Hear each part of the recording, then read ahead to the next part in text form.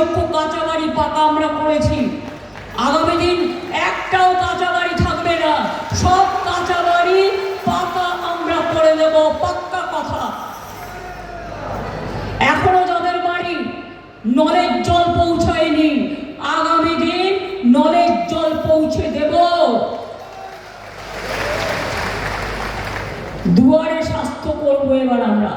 দুয়ারে সরকার দেখেছেন, আমার পাড়া আমার সমাধানে বুথ ওয়াইজ 10 লক্ষ টাকা, সব টাকা স্যাংশন হয়ে গেছে, অফিসাররা বাইরে চলে গেছে, বাইরে পাঠিয়ে দেওয়া হয়েছে।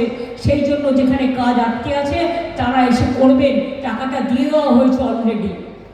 আপনারা লোকালি সিদ্ধান্ত নিয়েছেন, আগামী দিন জেনে রাখুন আমরা দুয়ারে স্বাস্থ্য করব।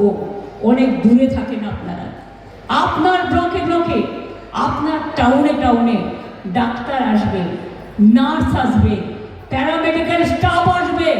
যেমন দুয়ারে সরকার করি তেমনি দুয়ারে স্বাস্থ্য করব। আপনাদের স্বাস্থ্য পরীক্ষা হবে, ব্লাড টেস্ট হবে।